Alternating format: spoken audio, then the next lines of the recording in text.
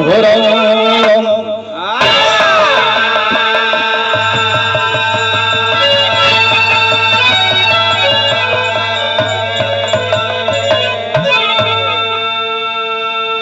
चार लाइन कहना है मास्टर बाबा।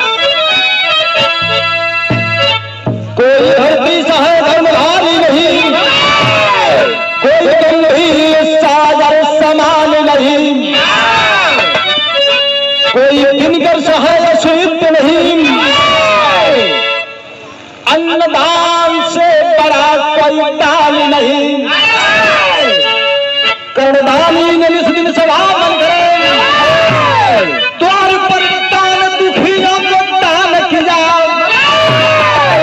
सोदान से है अन्नदान बड़ा, ऐसा दुनिया में जाकर बहार किया।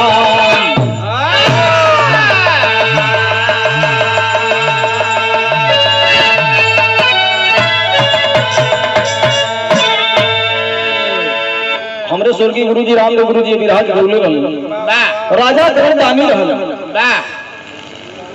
ओकरे जैसन दानी केहू नहीं रहल।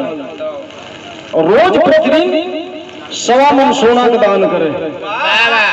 प्रतिदिन के ये नियम रहल कि 1.25 मन सोना दान कैले के बाद में खाना खाएं। एक लाइन है कि वाली का टुकड़ा है मास्टर।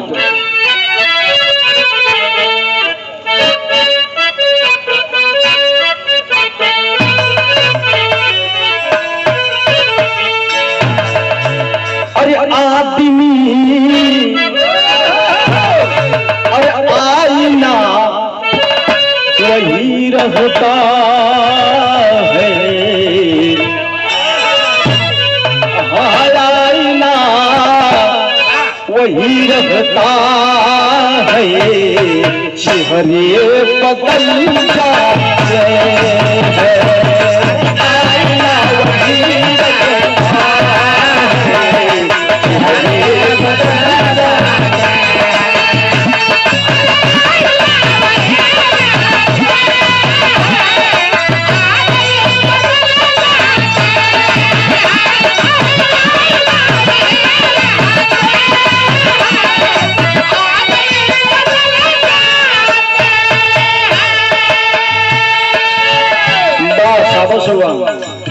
लेकिन हमरे गुरु जी स्वर्गीय चंद्रिका गुरु जी का ये अमिट लाइन हो लिखल हो का, आदमी आदमी चला जाता है, आदमी चला जाता है, अमर हो